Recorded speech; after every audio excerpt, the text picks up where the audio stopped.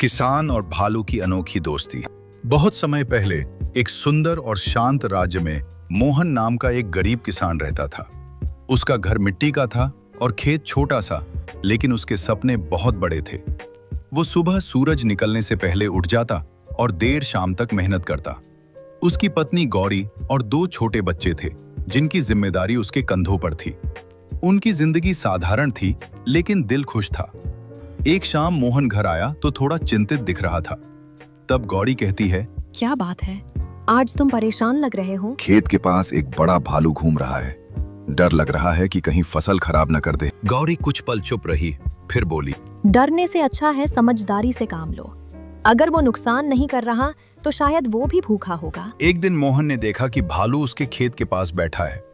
वो डर गया, लेकिन उसने गौर किया कि भालू फसल को नुकसान नहीं पहुंचा रहा। मोहन ने हिम्मत जुटाई और धीरे से बोला, भालू भाई, अगर तुम्हें भूख लगी है तो मैं तुम्हें खाना दे दूंगा, बस मेरी मेहनत को बर्बाद मत करना। भालू ने शांत आंखों से किसान को देखा।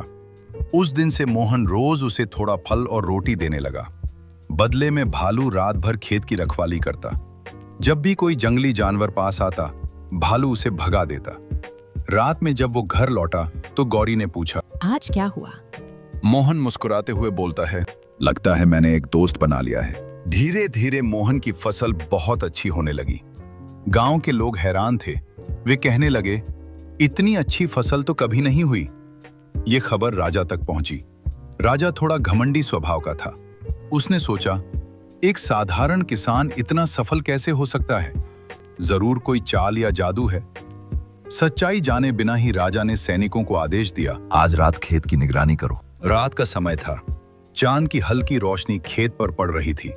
सैनिकों ने देखा, एक विशाल भालू खेत के पास खड़ा है। राजा ने दूर से ही देखकर कहा, यही है फसल खराब करने वाला जानवर, इसे पकड़ लो। लेकिन जब राजा के सैनिकों ने भालू को घायल कर दिया तो मोहन दुखी होकर घर आया। गौरी ने मोहन को परेशान देखकर पूछा, क्या हुआ, तुम रो क्यों रहे हो? राजा ने भालू को चोट पहुंचा दी, बिना सच्चाई जाने। गौरी ने दृढ़ आवाज में कहा, तो जाओ और सच बताओ।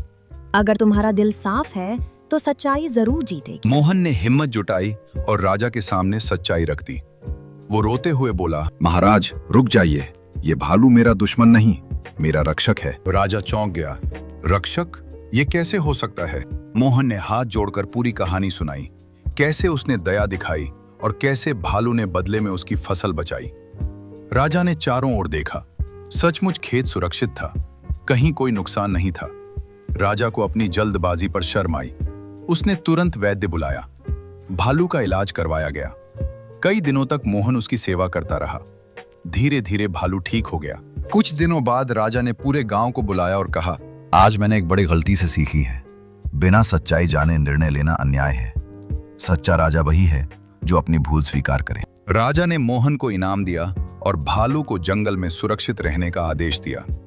उस दिन के बाद राजा पहले पूरी बात सुनता, फिर निर्णय लेता। मोहन और भालू की दोस्ती और भी गहरी हो गई।